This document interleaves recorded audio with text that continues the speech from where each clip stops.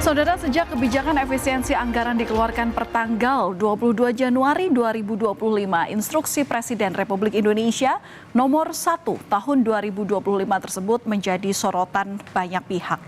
Perlahan tapi pasti, penerapan dari kebijakan yang menargetkan efisiensi sebesar 306,69 triliun rupiah itu mulai terasa dampaknya. Di satu sisi, efisiensi ini diharapkan dapat mengoptimalkan anggaran agar lebih efektif untuk program prioritas nasional. Namun di sisi lain, keresahan juga muncul dari sejumlah pihak yang merasa cukup kesulitan dengan langkah baru yang diambil oleh pemerintahan Presiden Prabowo Subianto ini.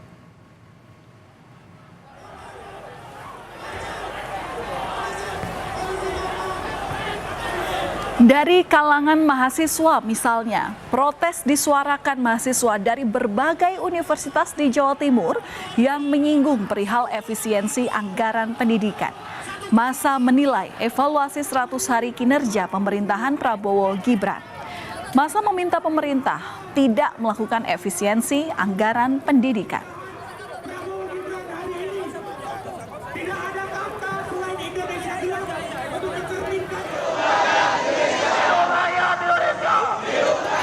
Protes keras juga disuarakan mahasiswa dari berbagai universitas di Jakarta. Mereka mengkritisi efisiensi anggaran khususnya pada pos pendidikan yang bisa berdampak pada aspek uang kuliah tunggal atau UKT, tunjangan dosen maupun tenaga pendidikan.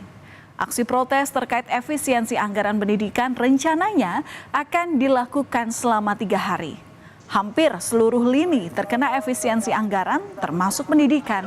Padahal Undang-Undang Dasar 1945 telah mengamanatkan bahwa pemerintah Republik Indonesia harus mengalokasikan 20% dari APBN dan APBD untuk sektor pendidikan.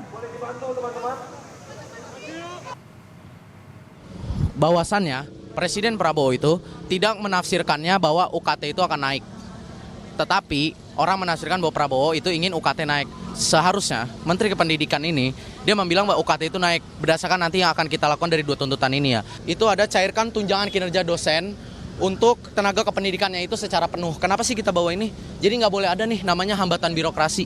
Yang dalam arti itu jadi merugikan dosen dan tenaga kependidikan itu di seluruh Indonesia. Sebelumnya dalam rapat dengan pendapat dengan Komisi 10 DPR RI, Menteri Pendidikan Tinggi, Sains dan Teknologi Satrio Sumantri Brodjonegoro menyampaikan potensi kenaikan uang kuliah. Hal ini buntut dari efisiensi anggaran. Satrio menjelaskan rancangan perubahan anggaran Kemendikti Saintek tahun 2025. Untuk pagu awal, bantuan operasional perguruan tinggi negeri atau BOPTN sebesar 6,18 triliun rupiah. Namun, terkena efisiensi sebesar 3 triliun rupiah atau sebesar 50%. Satrio pun kembali mengusulkan agar pagu anggaran untuk BOPTN ini dikembalikan ke pagu semula, yakni 6,018 triliun rupiah maksud kami. Lantaran hal ini berpotensi berdampak pada kenaikan uang kuliah. Untuk yang kelembagaan juga kami berharap dukungannya untuk tetap mampu memberikan pelayanan pada perguruan tinggi supaya tidak terjadi kenaikan UKT. Kan efisiensi dengan anggaran 50%. Kami usulkan kembali supaya posisinya kembali kepada pagu awal, yaitu 6,018 triliun. Karena kalau BOPTN ini dipotong separuh, maka ada kemungkinan perguruan tinggi harus menaikkan uang kuliah. Namun tak lama setelah pernyataan Menteri Pendidikan Tinggi, Sains dan Teknologi itu, Menteri Keuangan Sri Mulyani langsung melarang naiknya uang kuliah tunggal atau UKT meski ada pemangkasan anggaran pada bantuan PTN. Sri Mulyani memastikan pihaknya akan melakukan penelitian secara terperinci terkait dengan anggaran operasional perguruan tinggi agar tak berdampak pada pelayanan masyarakat. Sri Mulyani juga memastikan pemangkasan anggaran terjadi pada bantuan PTN, sedangkan anggaran beasiswa Kartu Indonesia Pintar tidak terdampak efisiensi anggaran. Mengenai atau terkait bantuan operasional pendidikan ke perguruan tinggi. Karena kriteria efisiensi kementerian lembaga yang kita lakukan menyangkut kriteria-kriteria aktivitas yaitu perjalanan dinas, seminar, ATK, peringatan dan perayaan serta kegiatan seremonial lainnya, maka perguruan tinggi akan terdampak pada item belanja tersebut. Saudara, salah satu kementerian yang paling terdampak oleh kebijakan efisiensi adalah Kementerian PUPR. Beberapa proyek infrastruktur baik yang sudah berjalan maupun yang dalam tahap perencanaan terpaksa dihentikan. Seperti proyek pengerjaan jalan di Kabupaten Sorong Selatan serta bangunan Samsat di Kabupaten Mai Barat dan Kabupaten Tambrau. Dinas Pekerjaan Umum dan Perumahan Rakyat Provinsi Papua Barat Daya mengalami efisiensi sebesar 193 miliar rupiah. Kepala Dinas Pekerjaan Umum dan Perumahan Rakyat Provinsi Papua Barat Daya, Yakobus Tandung, menyebut pengerjaan proyek tersebut terpaksa dihentikan sementara. Pihaknya masih berkoordinasi dengan beberapa pihak lain terkait dengan pembangunan ini. Informasi dari Kepala Keuangan, apa ada solusi yang harus kita lakukan sehingga kita bisa bangun, terutama bangunan yang terkait dengan PAD, misalnya Samsat di Maibrat dan Samsat di Tambrau.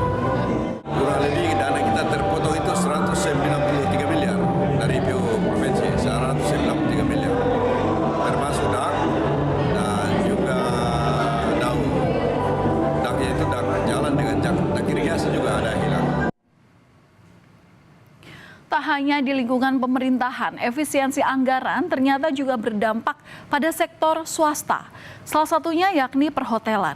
Pemangkasan anggaran terutama untuk kegiatan seremonial sangat dirasakan penggiat bisnis perhotelan. Di Palembang, saudara, contohnya, tingkat hunian hotel pun terjun bebas di bawah angka 50%. Pengelola hotel pun mulai was-was. Ketua PHRI Sumatera Selatan menyebut manajemen hotel juga harus melakukan efisiensi dan melakukan terobosan agar bisa tetap bertahan.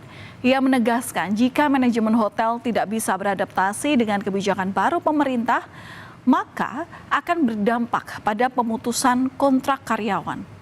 Hal ini sangat disayangkan jika terjadi, saudara. Ia berharap manajemen hotel ini tidak sampai melakukan pemutusan kontrak karyawan. PHRI kita dampaknya sangat besar, karena banyak sekali acara-acara yang dulu sudah terbooking di tahun 2024 itu banyak dibatalkan oleh pihak pemerintah.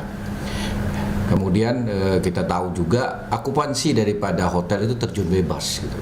Di bawah 50%, sekarang kan sekitar 30-an sampai 40% aja. Jadi kalau kita lihat secara keseluruhan, bisnis daripada baik perhotelan maupun di restoran itu memang menurunnya cukup tajam gitu. Dari konsekuensi daripada efisiensi anggaran yang dilakukan oleh pemerintah. Dan di tengah pelaksanaan efisiensi anggaran, ramai diperbincangkan terkait anggaran baju dinas Gubernur dan Wakil Gubernur Banten. Dalam sistem informasi rencana umum pengadaan lembaga kebijakan pengadaan barang dan jasa pemerintah tahun 2025, anggaran untuk pakaian dinas Gubernur dan Wakil Gubernur Banten mencapai 1 miliar 15 juta rupiah. Selain pakaian dinas, Pemprov Banten juga menganggarkan untuk kendaraan dinas sebesar 5 miliar rupiah dan tempat tidur sebesar 500 juta rupiah. Sementara itu, pelaksana tugas Kepala Biro Umum dan Perlengkapan pada Sekretariat Daerah Provinsi Banten, Rina Dewianti, menyebut anggaran itu sudah dibahas dan dialokasikan jauh sebelum penetapan gubernur dan wakil gubernur terpilih. Sementara Gubernur Banten terpilih Andra Soni ini menjelaskan dirinya ini akan merevisi anggaran untuk pakaian dinas.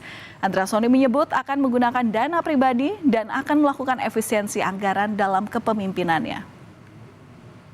Pakaian dinas, gubernur dan wakil gubernur itu kita bahas pada perubahan APBD 2025. Artinya jauh sebelum gubernur dan wakil gubernur terpilih ditetapkan. Ini adalah melalui mekanisme pembahasan APBD di sekitar Oktober di KUAPPAS ini sudah dibahas. Artinya memang itu sudah melalui pembahasan di APBD 2025. Jadi besaran terhadap pengadaan pakaian gubernur wakil gubernur ini kita sudah umumkan di dalam RUP, tetapi dalam proses pelaksanaannya tentu kita menunggu arahan dari Pak Gubernur dan Wakil Gubernur terpilih itu kita harus efisien dan efektif. Saya ingin sampaikan bahwa untuk pakaian dinas saya pelantikan hari ini, pelantikan besok, saya dengan Pak Wakil Gubernur menggunakan dana pribadi. Ya, dana pribadi karena apa? Kami belum dilantik, Pak. Kami belum bisa menggunakan. Itu pertama.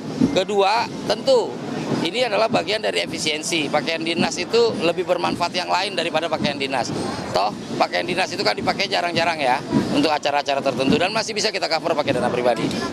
Untuk yang belum dibelanjakan, anggaran yang telah ditentukan oleh pemerintah Provinsi Banten sebelumnya, sebelum kami terpilih, tentu kami akan evaluasi dan yang belum terbelanjakan untuk keperluan kepala daerah dan wakil kepala daerah, itu akan kami lakukan efisiensi.